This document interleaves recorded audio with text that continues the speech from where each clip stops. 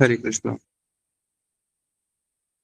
तो अभी बड़ी ही सुंदर लीला आ चुकी है भगवान की, जिसको बोलते हैं झूलन लीला। और ये वर्षा ऋतु में मनाई जाती है। ये जो वर्षा ऋतु है, 6 ऋतुएं हैं। ये 6 ऋतुएं क्या है, कृष्ण की सेवा के लिए हमेशा सखी रूप में उनकी सेवा के लिए हमेशा तत्पर रहती है। जब भगवान को रास करने की इच्छा होती है तो शरद ऋतु आ जाता है। ऐसा नहीं है कि शरद ऋतु आया है तो भगवान रास करेंगे। जब भगवान की झूलन झूले की इच्छा होती है तो उस समय वर्षा ऋतु आ जाती है। ऐसा नहीं है कि अब वर्षा ऋतु आई है तो भगवान झूला झूलेंगे। ये हमारे साथ होता है, भगवान के साथ ऐसा नहीं होता। भगवान के उस वृंदावन में जैसी भगवान की इच्छा होती है सेवा करने की, उसके अनुरूप वैसी ऋतु उसी समय प्रकट हो जाती है। तो ये जो वर्षा ऋतु है, ये भगवान की सखी स्वरूपा है, जो भगवान की लीला के लिए भगवान की लीला में सेवा करने के लिए आती है। और इस ऋतु का बड़ा ही सुंदर वर्णन किया है। क्या कि ये जो ऋतु है, वर्षा ऋतु कैसी है, ये कृष्ण वर्ण की है। क्योंकि देखा होगा जब आसमान में वर्षा के समय क्या होता है, सारे के सारे बादल छा जाते हैं, वो कैसे होते हैं, श्याम वर्ण के होते हैं, कृष्ण वर्ण के होते हैं। और ये है तो कृष्ण वर्ण की, लेकिन पूरी पृथ्वी को हरा भरा कर देती है। और उसके बाद इसके जैसे इधर उधर देखने के लिए जो बिजली चमकती है, तो जो बिजली की जो चंचलता है, बिजली तो एक क्षण के लिए चमकती है, अगले क्षण गायब। तो बताया कि इसके जो नेत्र है वो क्या है, वो बिजली स्वरूप चंचल नेत्र हैं, जो क्या करती हैं, कृष्ण की लीलाओं को बार बार झरोकों से देखती हैं। और इसके अंदर जब आप देखोगे, जब ये वर्षा ऋतु का समय आता है, तो मालती की जो लताएं होती हैं, मालती की लताएं बहुत जल्दी बढ़ती है। अभी हमने भी राधा कुंड पे अपने कुंजकुटी में मालती की लताएं लगाई, एकदम से वो बढ़ना शुरू हो गई, पहली मंजिल तक पहुंच गई। तो उसी प्रकार से ये जो वर्षा ऋतु है, इसमें जो मालती की जो लताएं होती है उसकी शोभा बहुत सुंदर होती है। तो ये क्या करती है, मालती की मालाओं को धारण करती हैं।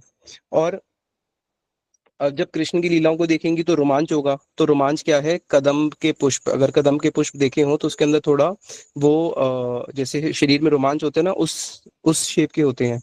और उसके बाद जितने भी मयूर हैं, मयूर सबसे ज्यादा पूरे वर्ष में सबसे ज्यादा मयूर नृत्य कब करता है, इसी वर्षा ऋतु में। क्यों? क्योंकि मेघों को देख के मयूर जो है बिल्कुल मतवाला हो जाता है, और अपने जो पंख है उसको पूरा फुलाना शुरू करता है और नृत्य करता है। तो बताया जो मयूर के नृत्य हैं, जो मयूर के जो पंख हैं, वो ही इस वर्षा ऋतु के केश पाश का कार्य करते हैं, केश का कार्य करते हैं। और चारों ओर वर्षा ऋतु के समय क्या होता है, आपने कभी इसको भी ध्यान से दिया होगा, जब आप वर्षा ऋतु के समय जाते हो तो एक मिट्टी की सुगंध आ रही होती है, क्योंकि मिट्टी में पानी गिर रहा होता है ना, मिट्टी की एक सुगंध आ रही होती है। अगर वहीं पे साथ में कहीं पुष्प खिल रहे होंगे, क्योंकि आजकल तो इतने पुष्प उद्यान देखने को मिलते नहीं है, तो वर्षा ऋतु की एक खासियत है कि जितने भी पुष्प होंगे, उस पुष्पों की गंध को वहन करते हुए पवन विचरण करेगा। यानी कि जहाँ पे भी हवा बह रही होगी उसके अंदर क्या होगा, आपको बड़ी सुगंधित हवा सूंघने को मिलेगी। क्योंकि ये वर्षा ऋतु होती है, और वर्षा ऋतु के समय एक छोटा सा कीड़ा होता है, जिसका ब्रह्म संहिता में भी उदाहरण भी दिया गया है, इंद्रगोप। इंद्रगोप से लेके इंद्र तक सभी भगवान के अधीन है, और सभी अपने कर्मों के अधीन है। चाहे वो छोटा कीड़ा इंद्रगोप हो, चाहे वो देवताओं का राजा इंद्र हो, सभी अपने कर्मों के अधीन है। तो इंद्रगोप जो कीड़ा होता है, बारिश के समय बहुत दिखता है, वो लाल लाल होता है। तो बताया कि सखी के जो चरणों का महावर है, वो क्या है, वो इंद्रगोप है। और उसके बाद जितने भी भ्रमर हैं, वर्षा ऋतु में ही सबसे ज्यादा आपको भ्रमर दिखेंगे, क्योंकि पुष्प खिल रहे होते हैं। तो वहां पे जितने भी भ्रमर हैं, बताया भ्रमर ही इस सखी के कटाक्ष हैं। और वर्षा ऋतु आते ही, इससे पहले क्या था, ग्रीष्म काल था। तो ग्रीष्म काल में सब लोग तपरे होते हैं, तो एकदम से काल रूप वैद्य आया, और उसने क्या किया, देखा भैया कुछ औषधि देनी पड़ेगी, तो उसने समुचित औषधि देके वर्षा ऋतु को प्रकट कर दिया। अब जैसे ही वर्षा ऋतु आती है तो मानो पृथ्वी श्वास लेना शुरू कर देती है। आकाश जो है पूरा स्निग्ध से भर जाता है, वृक्ष जो है उल्लासित हो जाते हैं, सूर्य तो सो ही जाता है, निद्रित हो जाता है, और मयूर जो है गर्वित हो जाते हैं। जितने भी जल के कुएं हैं वो आनंदित हो जाते हैं। क्यों? क्योंकि उनका जल सूखने वाला होता है, अब उनको वर्षा से जल की प्राप्ति हो रही है। चातक पक्षी जो है, अभी तक तो वो मौन था, जैसी वर्षा ऋतु आती है वो भी शब्द युक्त हो जाता है। जितने भी कदम के वो होते हैं, अगर आप लोगों ने कभी देखा हो, तो कदम जो है अपने आप हंसने लग जाता है, यानी कि कदम के पुष्प जो है खिलने लग जाते हैं। केवल एक ही समय होता है साल में जिसमें पर्वत स्नान करते हैं, और वो क्या है, वर्षा ऋतु। तो वर्षा ऋतु में सारे पर्वत भी बड़े खुश हो जाते हैं कि हम तो पवित्र हो गए। जैसे घर में होता है ना, हम स्नान करते हैं तो पवित्र हो जाते हैं, तो पर्वत भी बोलते हैं अरे वाह, हम तो पवित्र हो गए। और सबसे बड़े आनंद की बात है कि जो गैया हैं, जब कृष्ण गैया चराने जाते हैं तो गैया को बहुत दूर तक अपनी घास चरने के लिए जाना पड़ता है। लेकिन अब तो वर्षा ऋतु है, चारों ओर गाय ही गाय है, ओ सॉरी, चारों ओर घास ही घास है, तो अब गायों को ज्यादा चलना नहीं पड़ता। तो गाय क्या करती है, उसको ज्यादा चलना नहीं पड़ रहा, ज्यादा मेहनत नहीं है। गाय जितना भोजन करती है उसके बाद क्या करती है, बैठ के वो जुगाली करती है। तो वो गायें बैठ के जुगाली करते करते थक जाती है और वहीं सो जाती है, और कृष्ण उसको देखते रहते हैं, वो कृष्ण को देखती रहती है। अब कृष्ण के जो सखा है उनको खेलने के लिए भी ज्यादा समय मिल जाता है, क्योंकि गायें तो पास में ही है, दूर गई नहीं है। और अब क्या होता है, कृष्ण इस वर्षा ऋतु का आनंद ले रहे होते हैं, और एक बड़ा ही सुंदर राग होती है जिसको बोलते हैं मल्ला राग। ये मल्ला राग जो है ये वर्षा ऋतु के समय ही गाई जाती है।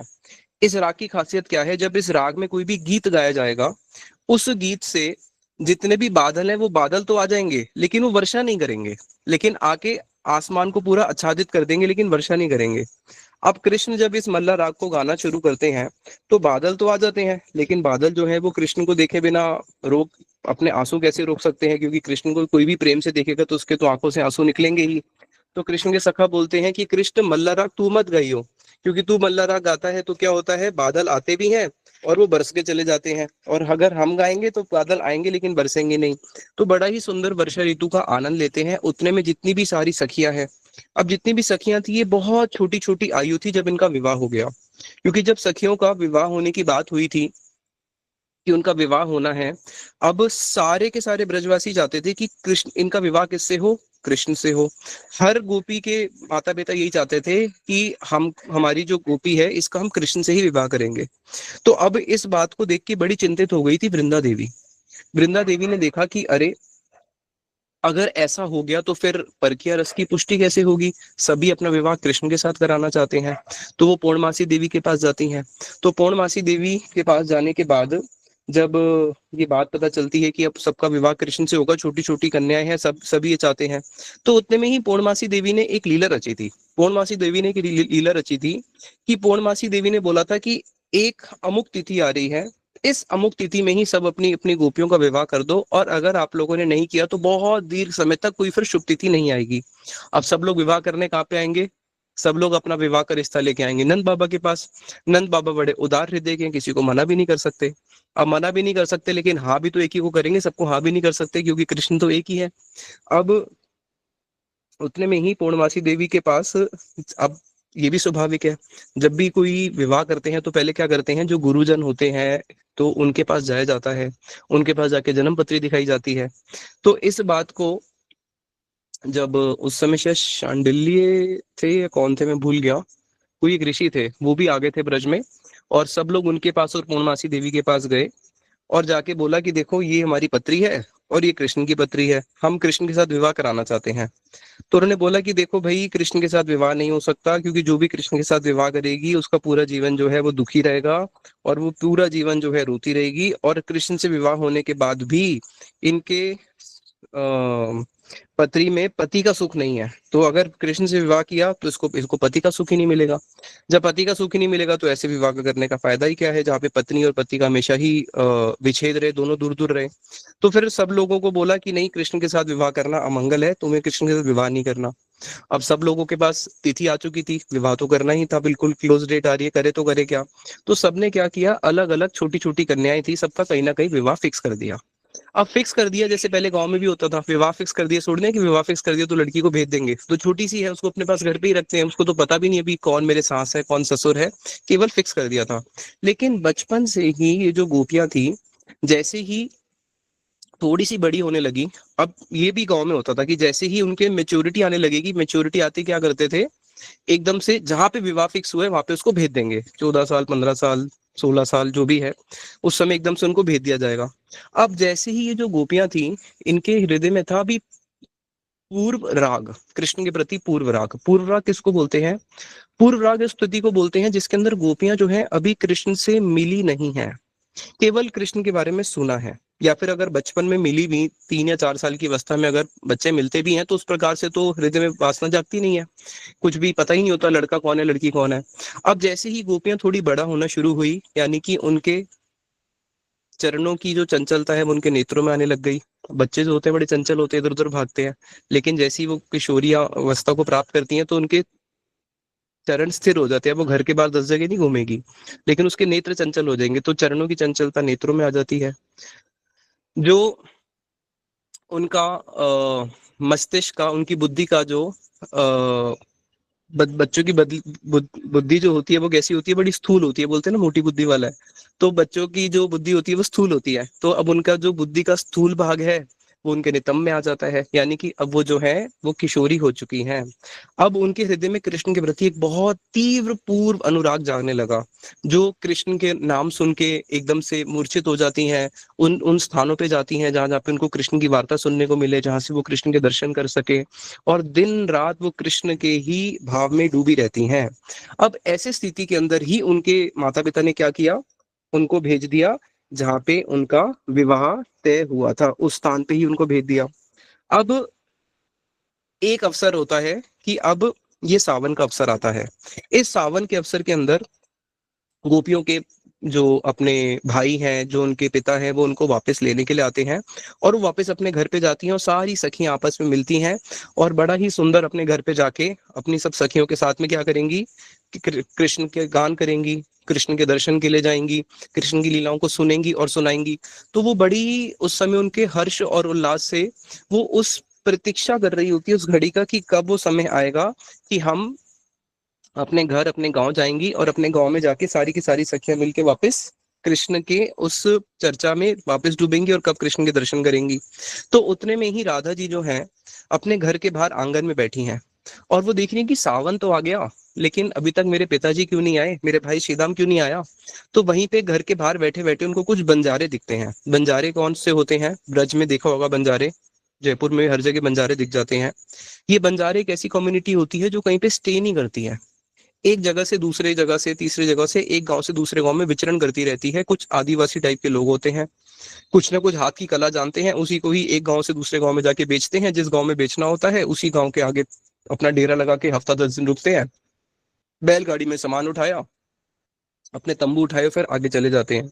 तो राधा जी ने जब बंजारों को देखा, उन बंजारों को देखने के साथ साथ राधा जी जो हैं बिल्कुल रोने लगी। क्यों? क्योंकि वो किस दिशा से आ रहे थे, वो उस दिशा से आ रहे थे जहाँ पे उनका पुर है, वृषभानुपुर।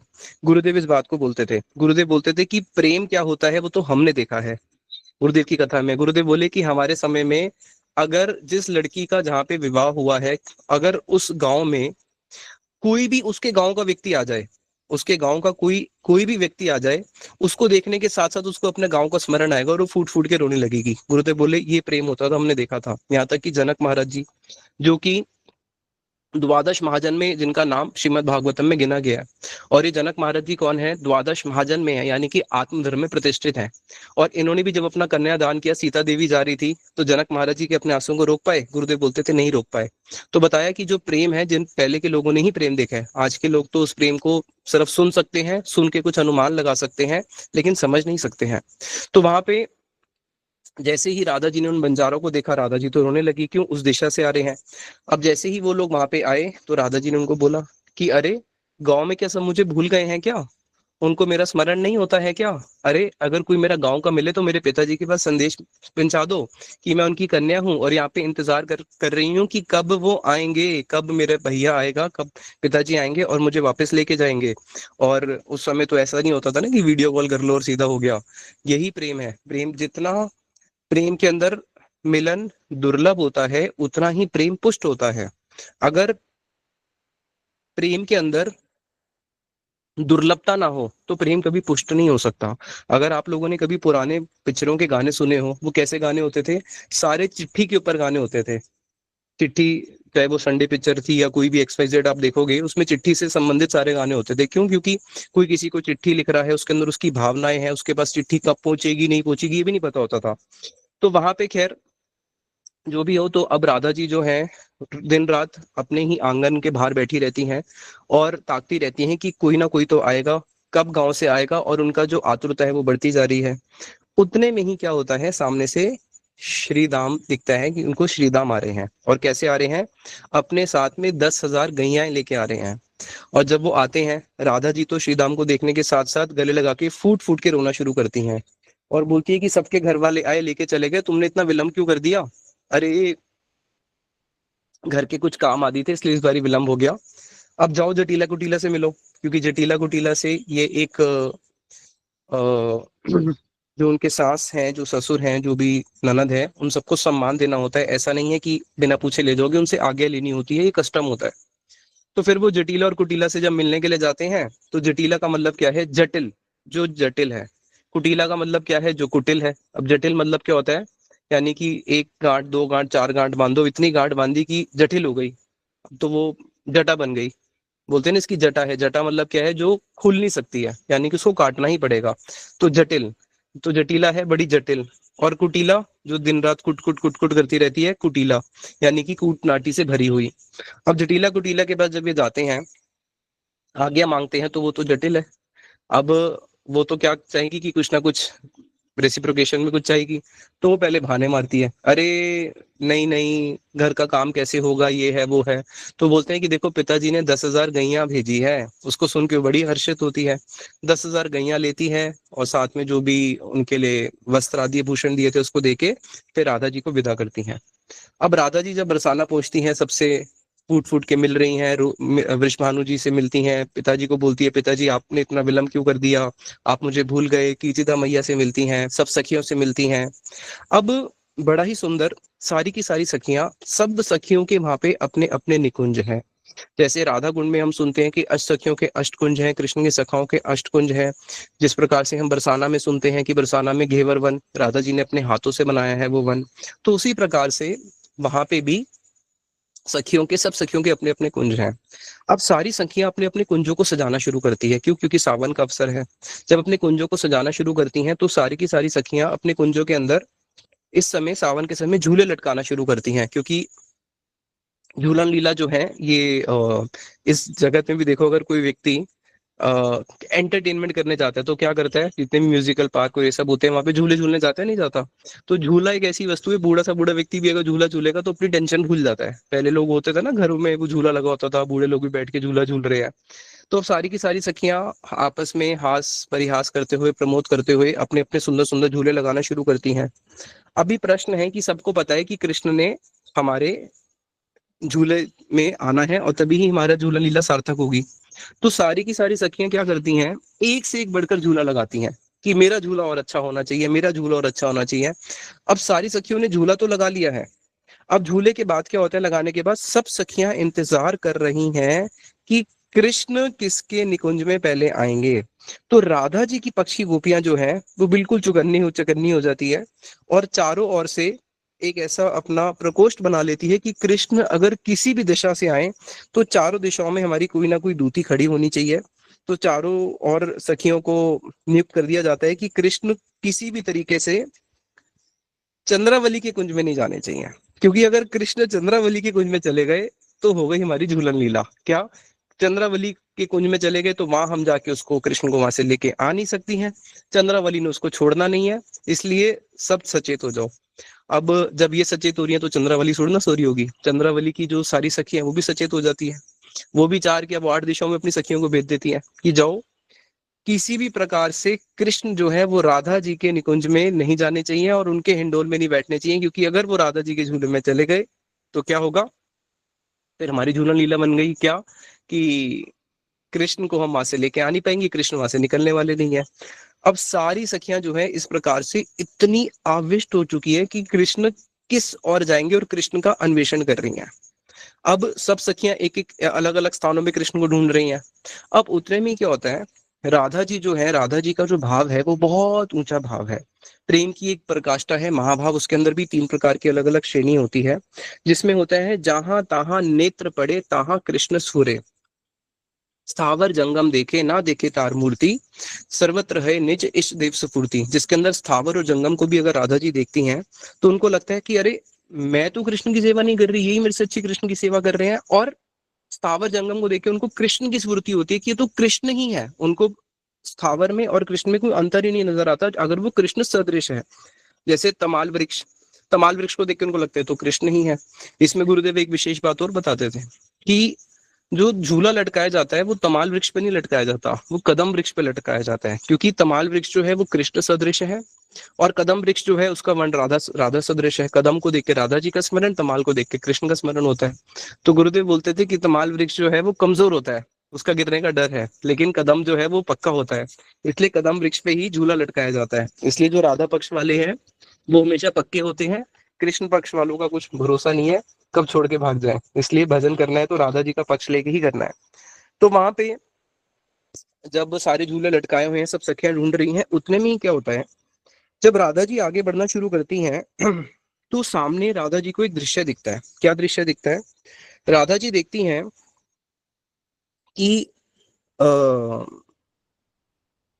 एक काला मृग एक मृगनी के साथ बाईं और जैसी राधा जी दाईं ओर देखती है तो एक मयूर और मयूरनी दोनों आपस में रति क्रीड़ा कर रहे हैं। उसको देखने के साथ साथ राधा जी को एकदम से काले मृग को देख के उनको कृष्ण का सदृश होता है, और मयूर को देख के कृष्ण का ही होता है, क्योंकि कृष्ण के सर पे मयूर पंख है एकदम से। तो राधा जी ऑलरेडी कृष्ण के भाव में कृष्ण को ढूंढ रही हैं, अन्वेषण कर रही हैं, और जैसे ही उनको देखा तो राधा जी को ऐसे लगता है अरे ये तो कृष्ण ही है, मृग और मृगनी को देख के और मयूर और मयूरनी को देख के। अब उतने में ही राधा जी की अभी निश्चित कर पाए कि ये कृष्ण ही है, एक कदम दो कदम आगे बढ़ते ही उनको सामने एक सुंदर सा तमाल वृक्ष दिखता है। उस तमाल वृक्ष को जूही की लता ने लपेटा हुआ है, और उसी तमाल वृक्ष के ऊपर एक चबूतरा जैसा बना हुआ है जिसके ऊपर मयूर नृत्य कर रहा है, क्योंकि मयूर जो है अगर वृक्ष के नीचे ना करके खुली जगह पे नृत्य करता है ताकि वो अपने पंख खोले तो कोई ऑब्जेक्ट वहां पे उसको टकराए ना। अब जैसे ही मयूर वहां पे नृत्य कर रहा है, तमाल वृक्ष है, तमाल वृक्ष को जूही ने आलिंगन किया हुआ है। अब उसको देखने के साथ साथ उनको तो पूर्ण विश्वास हो जाता है, और जिस स्टेज के ऊपर वो नृत्य कर रहा है, वृक्ष के ऊपर वो जो एक वेदी सी बनी हुई है, वो वेदी कैसी बनी हुई है, वो वेदी स्वर्ण की बनी हुई है, क्योंकि ब्रज में जितनी भी वेदी है वो प्राय स्वर्ण की बनी होती है, क्योंकि सारी वेदी राधा कृष्ण की सेवा के लिए बनी है। अब तो राधा जी को पूर्ण विश्वास हो जाता है कि क्या, कि मेरे ही सामने कृष्ण क्या कर रहे हैं, एक गोपी का लिंगन करके जो कि जूही है, कृष्ण क्या है तमाल वृक्ष को वो कृष्ण मान लेती हैं, और ऊपर जो वेदी है पीताम्बर, कि कृष्ण ने पीताम्बर ओढ़ा हुआ है, और ऊपर जो मयूर नृत्य कर रहा है तो मयूर का पंख जो है वो तो कृष्ण का मोर पुंछ हो गया। अब तो राधा जी एकदम से पूर्ण रूप से मानवित हो जाती है, और अपना मान भी बिल्कुल उच्चतम का मान धारण कर लेती है कि इतनी मुश्किल से मिलन होना था, और यहाँ पे क्या किया, आज कृष्ण जो है इस प्रकार से मेरे ही सामने नृत्य कर रहे हैं। अब उतने में ही क्या होता है, जो हम कीर्तन गाते हैं ना, अरे मान छोड़ो रे अली तुम तो परम सयानी वृषभानु की लली, तो राधा जी ने मान कर लिया है कि अब तो मैं कृष्ण के साथ हिंडोल पे झूले पे चढ़ूंगी ही नहीं। और सामने से धनिष्ठा सखी आ रही होती है, क्योंकि सब सखियां कृष्ण को ढूंढ रही है। अब धनिष्ठा सखी को देखने के साथ साथ राधा जी इतनी कुपित हो जाती है कि अपना सारा का सारा क्रोध जो है धनिष्ठा के ऊपर निकालती है। अरे धनिष्ठा, तू कृष्ण पक्ष की हो गई, और कृष्ण तो काला है, और कृष्ण के साथ काले के साथ जाके तू भी काली बन गई, और ये क्या है सामने? धनिष्ठा कहती है कहाँ? राधिका बोलती है सामने देखना क्या है ये। धनिष्ठा बोलती है सामने वन है, और क्या है? अरे वन तो है, लेकिन वन में क्या है? अरे वन में क्या है, वन में वन की वस्तुएं हैं, लता है, पेड़ हैं, पौधे हैं, एक्स वाई जेड सब कुछ है।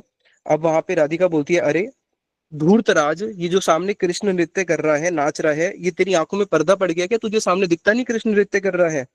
और उतने में ही वहां पे सारी सखियां भी आ जाती है जब वो धनिष्ठा को डांट रही होती हैं, और सब सखियों को सुनाती हुई राधा जी बोलती है कि देखो इस कुटिला को क्या पाठ पढ़ाया है कृष्ण ने, कि ये छल में इतनी छल और कपटता में इतनी वो ख्याति प्राप्त कर चुकी है कि सामने कृष्ण नृत्य कर रहे हैं किसी गोपी के साथ, और ये धनिष्ठा वहां से आ रही है, और उसको पता था कि कृष्ण वहां पे है, लेकिन कृष्ण का संग करके, ये भी दुसंग शास्त्र बोलते हैं, दुसंग नहीं करना चाहिए, दुसंग करके तुम भी क्या हो जाते हो, दूषित हो जाते हो।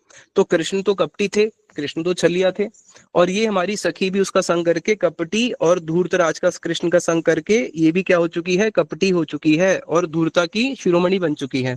और देखो सामने राधा कृष्ण के पास एक पालतू मृग है, उसका नाम है सुरंग, और सामने ही राधा जी की देखिए, देखो ये जो कृष्ण का सुरंग है ये क्या कर रहा है, जो उनका मृग है दूसरी मृगनी के पास भाग रहा है, और सामने ही हमारी मृगनी भी खड़ी है।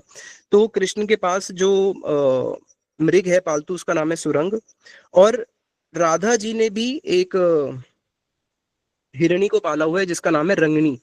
तो सुरंग और रंगनी की हास परिहास में गोपियों ने कई बार विवाह कराया है, तो दोनों आपस में पति पत्नी लगे। और देखो ये कृष्ण का संग करके इतना धूर्त हो गया है कि सामने रंगनी खड़ी है और तब भी क्या कर रहा है, दूसरे मृगनियों की ओर भाग रहा है। ऐसे ही एक मयूर भी है राधा जी के पास। राधा जी के पास एक मयूरी है जिसका नाम है सुंदरी, और कृष्ण के पास भी एक मयूर है जिसका नाम है तांडविक। तांडविक। तो यहाँ पे क्या हुआ कि अरे देखो तांडविक मयूर को देखो, अपने सामने सुंदरी को छोड़ के दूसरी मयूरनियों के साथ नृत्य कर रहा है, तो ये सब कृष्ण का संग दोष ही तो है, और क्या है। और कृष्ण के संग दोष के कारण आज ये धनिष्ठा भी दूषित हो गई है। अब सारी सखियां जो है राधा जी के उस भाव को देख के चकित तो होती हैं, साथ में हंसना भी शुरू करती हैं, और हंसते हंसते राधा जी फिर सखियों पे कोपित होती हैं। और फिर राधा जी को बाद में पता चलता है कि मैं तो जो जिस बात के लिए कोपित हो रही हूँ वो बात है ही नहीं, क्योंकि सामने कृष्ण नहीं है, सामने तो ये वृक्ष है जिसको मैंने कृष्ण सदृश मान रखा है। तो वहां पे जितनी भी सखियां हैं फिर उस प्रकार से बोलती है कि अब तो कृष्ण को आने दे, अब तो जैसे ही कृष्ण मिलेंगे तो हम सारी की सारी वार्ता कृष्ण को जरूर बताएंगी ही बताएंगी। अब जब ये लीला होती है जिसमें हिंडोल लीला होगी, तो बड़ा ही सुंदर हिंडोल बनाया जाता है, बड़ी सुंदर झूला बनाया जाता है। जितने भी वृक्ष हैं जिनके ऊपर झूले लटकाए गए हैं वो सारे के सारे वृक्ष जो हैं वो सब सेम हाइट के होते हैं। और उन वृक्ष की जो शाखाएं होती है, तो एक चार स्पेशल वृक्ष हैं। वो कल्प वृक्ष का नाम क्या है उसका नाम भी बताए गए हैं हमारे गोस्वामी ग्रंथों में, गोपाल चंपू में बताया शिलाजीव गोस्वामी जी ने। उन चार वृक्षों की जो शाखाएं हैं वो आपस में इंटरमिंगल्ड होती हैं, आपस में एक दूसरे के साथ जुड़ी होती हैं। और उसी के ऊपर एक बड़ा ही सुंदर स्वर्ण निर्मित चार खंबे वाला और चार दरवाजे वाला एक हिंडोल लटकाया जाता है। एक हिंडोल ऐसा भी होता है जो कमल आकार का बनाया जाता है। तो ऐसे कई प्रकार के हिंडोल होते हैं, एक में जिसमें राधा कृष्ण आमने सामने बैठेंगे, एक में जिसमें साथ बैठेंगे, कई प्रकार के झूले होते हैं। तो अब जब इन झूलों के अंदर राधा और कृष्ण को बिठाया जाता है तो उसका ही बड़ा सुंदर वर्णन है कि राधा जी ने तो मान किया हुआ है, राधा जी झूले पे चढ़ नहीं रही है। और इसी झूला लीला से पहले ही जस्ट होली की लीला हुई थी। तो होली की लीला में क्या हुआ था कि राधा जी की जो बंसी है, सॉरी कृष्ण की जो बंसरी है और राधा जी के हाथ में पिचकारी है, तो राधा जी की पिचकारी कृष्ण ले लेते हैं और कृष्ण की बंसी राधा जी ले लेती हैं। अब दोनों में ये विवाद चल रहा होता है कि तुम पहले मेरी बंसी दो फिर मैं तुम्हारी पिचकारी दूंगा। राधा जी बोलती है नहीं, तुम पे विश्वास कौन करेगा, काले पे तो कभी विश्वास करना ही नहीं चाहिए। काले पे तो जिन्होंने भी विश्वास किया उन सबके पास साथ विश्वासघात हुआ है, और इसका प्रमाण है। और तुमने तो पैदा होते ही कन्या को मार ये स्त्री को मार दिया, पूतना को। और राम के रूप में आए थे तब भी तुमने क्या किया था, बोला था विश्वास करो, लेकिन तुमने विश्वासघात किया। वामन रूप में आए थे तब भी तुमने विश्वासघात किया। तो भैया काले पे कोई विश्वास नहीं करना चाहिए, इसलिए पहले तुम मेरी पिचकारी दो फिर मैं तुम्हारी बंसी दूंगी। कृष्ण बोलते हैं अरे भाई, मैं तो बाहर से काला हूँ, तुम तो अंदर से काली हो, मैं कम से कम अंदर से गोरा तो हूँ, हमेशा तुम्हारा स्मरण करता हूँ इसलिए मैं अंदर से गोरा हूँ, इसलिए पहले तुम मेरी बंसी दो फिर मैं तुम्हारी पिचकारी दूंगा। और सखियां बोलती है अरे नहीं नहीं, ये टेढ़ा है, टेढ़े की बात पे कभी भरोसा नहीं करना चाहिए। कुब्जा भी टेढ़ी थी, तो टेढ़े पे कभी भरोसा नहीं करना चाहिए, तीन जगह से टेढ़ा है इसलिए हम इसकी बात नहीं मानेंगे। कृष्ण बोलते हैं कि देखो गोपियों में तीन जगह से टेढ़ा हूं, लेकिन तुम्हारी राधा जी तो अष्टवक्र है, आठ जगह से टेढ़ी है। इनकी कटाक्ष भी टेढ़ी है, राधा जी जब कृष्ण को देखती है कभी सीधा नहीं देखती, यही प्रेम है, कटाक्ष मारती हैं। जो उनकी भ्रूकुटी है वो भी टेढ़ी है, भ्रूकुटी टेढ़ी करके ही वो कृष्ण का पूरा परास्त कर देती है।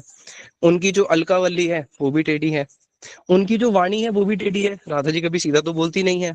जैसे राधा जी ने कृष्ण को बोला अभी झूले पे ही होगा, जब झूले पे बैठ जाएंगी तो बोलेंगी नहीं नहीं मेरे को झूले से उतारो, लेकिन उनकी इच्छा क्या है, नहीं मुझे तो झूले पे चढ़ना है। तो उनकी वाणी भी टेढ़ी है, उनका गमन भी टेढ़ा है, जब वो चलती हैं तो वो भी सीधा नहीं चलती, टेढ़ा चलती है। तो ये तो आठ आठ जगह से टेढ़ी है, इनका तो हृदय भी टेढ़ा है, मैं तो केवल तीन जगह से टेढ़ा हूँ। तो वहां पे वृंदा देवी आती है कॉम्प्रोमाइज कराने। वृंदा देवी कहती है चलो एक काम करते हैं, एक हाथ से तुम बंसी दो और एक हाथ से तुम पिचकारी दो, तो इसमें तो दोनों को मानना पड़ेगा। कृष्ण कहते हैं ठीक है। राधा जी को ललिता ललिता से पूछती है, ललिता बोलती है हाँ ये ठीक है, एक हाथ से तुम बंसी दोगे और एक हाथ से तुम पिचकारी दोगे। अब कृष्ण इसी अवसर का ही इंतजार कर रहे थे।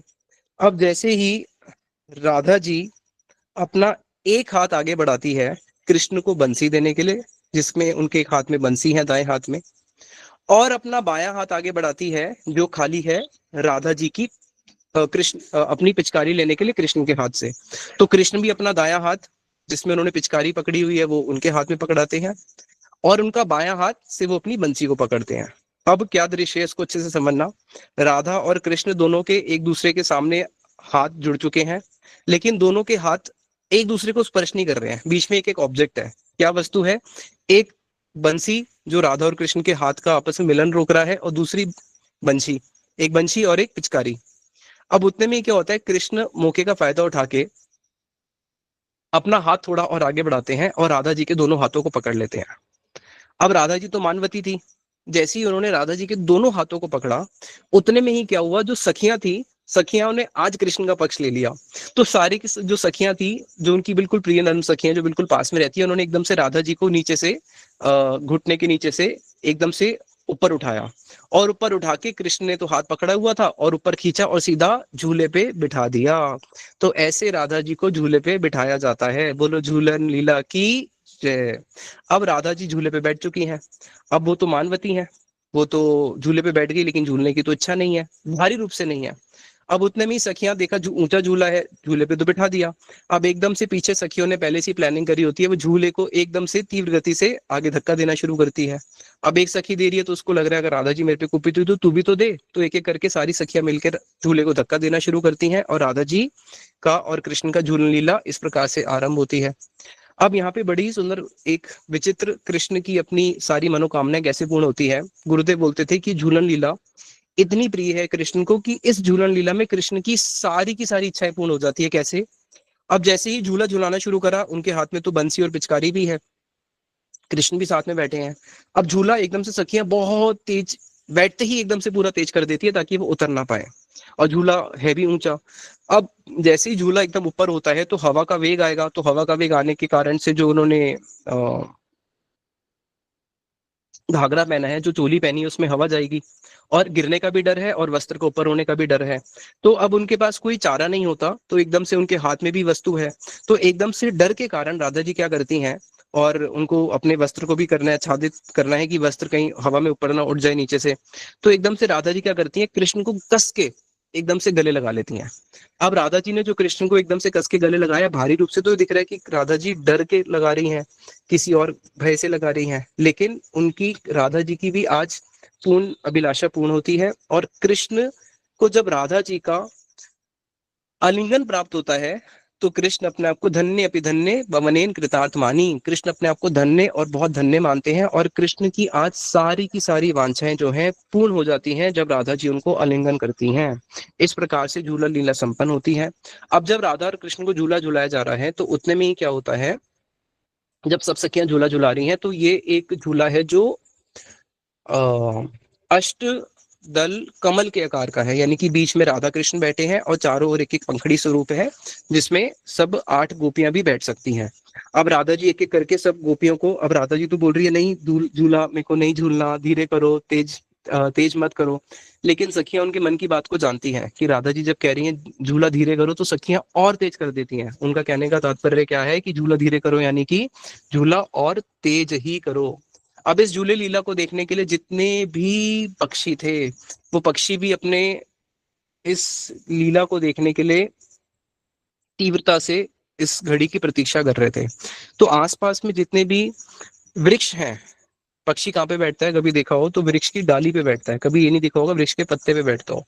लेकिन इतने सारे पक्षी थे वहां पे, शुक सारी आदि, कि वो सारे के सारे पक्षी जो हैं, वृक्ष की डालियां तो पूरी फुल हैं, यानी कि वृक्ष के जो एक एक पत्ते हैं, पत्तों के ऊपर भी पक्षी बैठे हुए हैं, और मौन धारण करके क्या कर रहे हैं, राधा कृष्ण की लीलाओं का उस समय साक्षी बन के देख रहे हैं। जितने भी गंधर्व हैं, जितने भी स्वर्ग के देवता हैं, अप्सराएं हैं, जितने भी किन्नर आदि हैं स्वर्ग के, वो सब भी क्या करते हैं, स्वर्ग लोक से आके राधा कृष्ण की लीलाओं के दर्शन करते हैं। मयूर और मयूरी जो है, जब वो इस लीला के दर्शन करते हैं, वो आपस में दोनों वार्तालाप करते हुए के का करते हुए नृत्य करना शुरू कर देते हैं। तो वहां पे केका का भी बहुत सुंदर अर्थ है कि किस प्रकार से मयूर के और वो का क्यों बोल रही है, खैर वो लंबा हो जाएगा। तो अब उतने में जब बड़ा ही सुंदरी लीला हो रही होती है, सब सखियों को राधा जी के करके निमंत्रण देती है ऊपर आने के लिए। अब ये प्रेम है, प्रेम में हाँ का मतलब ना और ना कहाँ होता है। भगवान कृष्ण ने रास किया, गोपियों को बुलाया, रात्रि के समय। फिर उनको ही ज्ञान का उपदेश देना शुरू कर दिया कि तुम अपने घर को लौट जाओ। गोपियां बोली कि तुम्हारी जीवा कुछ और बोल रही है, तुम्हारे नेत्र कुछ और बोल रहे हैं। जीवा तो बोल रही है घर चले जाओ, वापस पुनः अपने पति के पास चले जाओ, लेकिन तुम्हारे नेत्र तो कुछ और ही दिशा में हमें इशारे कर रहे हैं कि नहीं नहीं, घर मत जाओ और यहीं पे रहो। तो हम किसकी माने, तुम्हारे नेत्रों की माने या जीवा की माने? तो वहां पे हाँ का ना और ना का हाँ मतलब केवल प्रेमी ही समझ सकते हैं। तो वहां पे जो सखियां हैं जब झूले को और तेज करती हैं, एक एक करके सब सखियों को फिर ऊपर बुलाया जाता है। तो अष्ट सखियां जो हैं राधा जी की प्रधान सखियां, वो उनकी सेवा की उपकरण को लेके, जो जो कृष्ण की सेवा के लिए उपकरण की वस्तु है, उन सबको लेके ऊपर आठों सखियां जो है फिर झूलन पे चढ़ती हैं, जिसके अंदर ललिता और विशाखा कृष्ण और राधा जी के लिए जो बीड़ी होती है, पान की बीड़ी होती है, पान को लेके, पान की बीड़ी की वस्तु को लेके चढ़ जाती हैं। चित्रा और चंपक लता, उनकी सेवा है बीजना बीजन करना, तो वो चामर आदि लेके चढ़ जाती हैं। इंदु लेखा और तुंग विद्या, ये बड़ी सुंदर जल पूर्ण की दो झारी लेकर चढ़ जाती हैं। सुदेवी और रंग देवी, ये बड़ी ही सुगंधित जो चूर्ण आदि होते हैं उसको लेके चढ़ जाती हैं, जो कलर्स होते हैं, और जिससे राधा कृष्ण जी का आपस में श्रृंगार भी होगा और फिर रंग एक दूसरे के ऊपर फेंके भी जाएंगे। अब जब यहाँ ये झूला झूल रहे होते हैं तो बड़ा ही सुंदर, जिसको हम बोलते हैं कि हम रूपानुग हैं, तो यहाँ पे रूपानुग की क्या सेवा है, हम लोगों की क्या सेवा होती है, तो बताया बड़ा ही सुंदर हमारे नरोत्तम दास ठाकुर जी वर्णन करते हैं। सुवर्णेर झारी करी, राधा कुंडेर जलपुरी, दुहाकार आग्रे ते राखी बो, गुरु रूपा सखी वामे, त्रिभंग भंगे मठा में, चामरेर वातास करीबो। कह रहे हैं सुवर्ण झारी करी, एक सुवर्ण की झारी को लेके, कलश को लेके, जो कि झारी स्वरूप है। राधा कुंडेर जलपुरी, कि मैं राधा कुंड का उसमें जल भर के, दुहूकार आगरे ते रखी वो, कि मुझे कब ऐसा अवसर मिलेगा कि जब वो झूले पे चढ़ेंगी। और सुवर्ण की झारी लेके कौन चढ़ रही है झूले पे? तुंग विद्या चढ़ रही थी, है ना। तो वो एकदम से इशारा करेगी मंजरी को, अरे सेवा की वस्तु दो। तो मेरे हाथ में राधा कुंड का जल से पूर्ण एक सुवर्ण की झारी होगी, और मैं उनको देके राधा कृष्ण के आगे उसको स्थापित करूंगी। गुरु रूप सखी वामे, त्रिभंग भंगिम ठामे, और मेरे बाएं पक्ष में कौन खड़ी होगी? मेरी गुरु रूपा सखी, जो मेरे गुरु हैं वो सखी रूप में खड़े होंगे। उनको रूप मंजरी इशारा करेगी और गुरु मुझे इशारा करेंगे, और तब मैं उसमें राधा कृष्ण की सेवा में आगे वो वस्तु उनको दूंगी। चामर वातास करीबो, कब मेरे को उनकी आंखों का इशारा प्राप्त होगा और मैं उनको चामर डुलाना शुरू करूंगी। फिर आगे वहां पे जब ये झूला झूल रहे होते हैं, झूला झूलते झूलते क्या होता है, राधा जी के जो केश हैं वो कृष्ण के कुंडल में फंस जाते हैं, कृष्ण के जो केश हैं वो राधा जी के कुंडल में फंस जाते हैं, राधा जी का जो ओढ़नी है वो कृष्ण के हाथ में जो कंगन होते हैं उसमें फंस जाती है, कृष्ण का जो पीताम्बर है वो राधा जी के जो हाथ के आभूषण है उसमें फंस जाता है। वो पीताम्बर नहीं, कृष्ण की माला, कृष्ण की माला राधा जी के हाथों में अटक जाती है, कंगनों में, और राधा जी की जो मोतियों की माला है वो कृष्ण के हाथों के कंगन में फंस जाती है, क्योंकि एक दूसरे को आपस में हाथ का आश्रय लिया हुआ है एक दूसरे का, और पकड़ा भी हुआ है, तो बार बार वो उनकी और जब बेंड होती है उनको आलिंगन करने के लिए, तो उनके केश भी अटक चुके हैं राधा जी के कृष्ण के कुंडल में, और उनके राधा जी के जो माला है वो कृष्ण के कंगन में अटक चुकी है। वहां पे फिर बड़ी सुंदर सेवा मंजरियों की आती है। केली का लोलेर जबे, दुहु केश स्रस्त हबे, दू जनार इंगित पाइया, शी की पीछा करे धरी, कुंटल मंडित करी, आमिर ब आनंदे डूबिया। उस दिन का इंतजार है कि कब ऐसी सेवा प्राप्त होगी कि राधा और कृष्ण दोनों इशारे से मुझे बुलाएंगे, और फिर शिखी पीछ करे धरी, अपने हाथ से मैं कृष्ण का शिखी पीछ, कृष्ण का मयूर पंख को धारण करूंगा, और फिर क्या करूंगा? कुंटल मंडित करी, जो कुंटल जो हो चुके हैं, जो आपस में केश आपस में स्रत हो चुके हैं, स्रस्त हो चुके हैं, उनको मंडित करूंगा, यानी कि उनको वहां से छुड़ाऊंगा। और आमी रब आनंद डूबिया, कब ऐसा मुझे आनंद प्राप्त होगा। ये सारी सेवाओं की अभिलाषा जो है इस झूलन महोत्सव में साधक के हृदय में जागती है। तानिया बांधियो चूड़ा, नभ गुंजा हार बेड़ा, नाना फूले गांधी दीबा हार। कि कब ऐसा होगा कि मैं राधा कृष्ण जो है, जो हमारी युगल जोड़ी है, मैं उनके केशों को बनाऊंगा। कब ऐसा होगा कि उनके लिए मैं सुंदर सुंदर माला लेके जाऊंगा। कब ऐसा होगा कि वह गोपियों के अनुगत्य में बदने तंबूल दीबो आर, कि मैं तंबूल जो है उनको अर्पित करूंगा। जो ये सारी सखियां सेवा की वस्तु को लेके वहां पे उस में चढ़ जाती हैं। अब एक एक करके फिर राधा जी जो हैं कृष्ण के साथ जब झूल रही हैं, सब सखियों को एक एक करके निमंत्रण दिया जाता है। सारी सखियां आती हैं और उनको आपस में मिलके फिर वो झूला झुलाते हैं। और उसके बाद जब झूला के बहुत विलंब हो जाता है और धीरे धीरे राधा जी को जब थोड़े से चक्कर आने लग जाते हैं, तो उसके बाद फिर झूले को रोक दिया जाता है। फिर नीचे आके झूले से उतर के अब बड़ी ही सुंदर लीला होती है, मधुपान लीला। फिर सारी की सारी सखियां कृष्ण के साथ बैठती हैं। वृंदा देवी उन सबको फिर बड़ा ही सुंदर मधुपान कराती हैं। अब जब वो मधुपान कराएंगी तो उससे पहले एक पान का पात्र होता है जिसमें पान रखे होते हैं। पहले पान खाएंगे, पान खा के फिर मधुपान करेंगे। तो जैसे ही उस पान का पात्र, वहां तो सब कुछ मणि से बना हुआ है, तो जैसे ही उस पान के पात्र को राधा और कृष्ण देखते हैं, तो एकदम से क्या होता है, देखने के साथ साथ क्यों जैसे ही उन्होंने देखा तो दोनों के नेत्र उस पे पड़े। अब दोनों के नेत्र जब उसी समय एकदम से पड़ते हैं, तो उनका मुख का जो प्रतिबिंब है, दोनों का मुख का प्रतिबिंब एक दूसरे को दिखता है।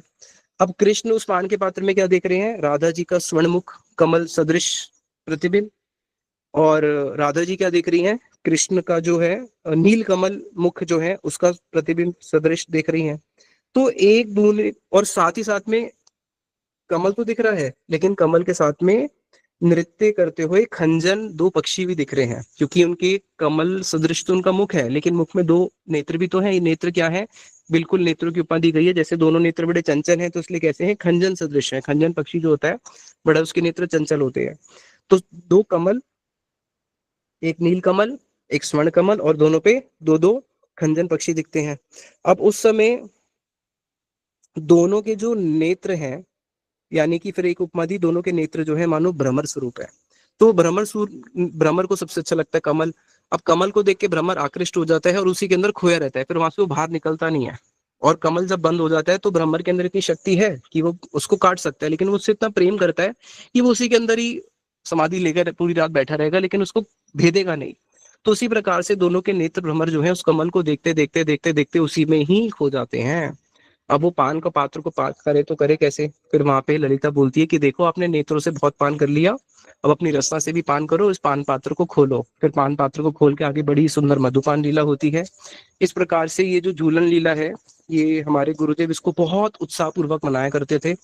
और बड़े उत्साह के साथ ये झूलन लीला में ही हमें, कल ही श्रील रूप गोस्वामी जी की भी तिथि है, तो हमें साल में एक ऐसा अवसर मिलता है जिसमें हम रूप गोस्वामी जी को स्मरण कर पाते हैं। हम हमें ये ज्ञात होता है, जैसे हम कृष्ण के दास हैं, हम भूल गए हैं, तो हमें समय समय पे आके वैष्णव लोग हमें स्मरण कराते हैं ना, तुम कृष्णदास हो। कृष्णदास के अंदर भी हमारी एक बहुत विशेष पोस्ट है, क्या, कि हम रूपानुग हैं।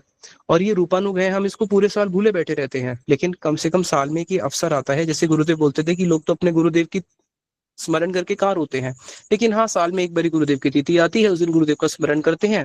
जब कथा करते हैं तो उसमें भी बहुत सारी रिस्पॉन्सिबिलिटीज होती है कि लोग आएंगे, उनको प्रसाद देना है, माइक देखना है, तो स्मरण करने का समय नहीं मिलता। कथा सुनते हुए बोलते हुए एक आध बारी आंसू निकल आते हैं, बस इतनी ही हमारी गुरु भक्ति है। तो इसलिए ये जो एक अवसर होते हैं, बहुत विशेष अवसर होते हैं, जिन अवसरों में हमें कम से कम, गुरुदेव बोलते थे कि जब ये तिथि आती है थर्मामीटर की तरह होती है। हमें देखना होता है कि पिछले साल मैंने रूप गोस्वामी जी के अनुगत्य में कितना भजन किया, मैं कितना रूपानुग हो पाया। अब एक साल वापस आ गया है, मैं एक साल के अंदर बड़ा हूँ, कम हुआ हूँ, या वहीं पे अटका हुआ हूँ। तो ये जो तिथियां हैं, ये बहुत बहुत महत्वपूर्ण तिथियां होती है साधक के लिए। और गुरुदेव इस तिथि को बहुत उत्साह पूर्वक मनाया करते थे। यद्यपि कल उनका जो वीरे महोत्सव है, उसको हमारी तो स्थिति नहीं है, हम मना पाए, गुरुदेव ही मनाते थे। और हम उनके अनुगत्य में कुछ दो चार शब्दों को सुन के थोड़ा सा इस हृदय के अंदर अपने इस गर्व को भी धारण कर लें कि हम रूपानुग हैं, तब भी हमारा भजन सार्थक है। श्रील अजीत गोस्वामी जी अपने भक्ति संदर्भ में लिखते हैं कि स्वरूप की अविष्टता तो बहुत दूर की बात है, जब तक हम स्वरूप में अविष्ट होकर भजन नहीं करेंगे, तब तक हम वास्तविक में उस रूपानुग धारा में उस प्रेम को प्राप्त नहीं कर सकते। अब स्वरूप में अविष्ट होकर भजन करना तो बहुत दूर की बात है, अगर किसी को अपने स्वरूप का छोटा सा अहंकार भी हो जाए, शुद्ध अहंकार, कि हाँ मेरा ये स्वरूप है, उसकी भी भजन में बहुत जल्दी सिद्धि और लालसा होती है। तो इसलिए कल रूप गोस्वामी जी की तिथि है। आप लोग रूप गोस्वामी जी की तिथि को अच्छे से पालन करें। रूप गोस्वामी जी के तो बहुत सारे उपदेश हैं। जो पहला उपदेश है जीवा वेगम उदर उपस्थ वेगम, उस उपदेश को भी अभी पालन करने की मेरी तो स्थिति नहीं है। और मैं तो यही प्रार्थना करता हूँ कि किसी प्रकार से हमारे हृदय में जो गुरुदेव उस वस्तु का एक जो ग्रीड देने के लिए आए थे, किसी प्रकार से इस झूलन महोत्सव में रूप गोस्वामी जी की उस तिथि में किसी प्रकार से हमारे हृदय में उस वस्तु के लिए थोड़ा सा भी अगर ग्रीड जाग जाए तो हमारी तिथि, हमारा भजन, हमारा जन्म सार्थक है। इसी के साथ मैं कथा को विश्राम देता हूँ। निताई गौर प्रेमानंदे। हरि हरि बोल।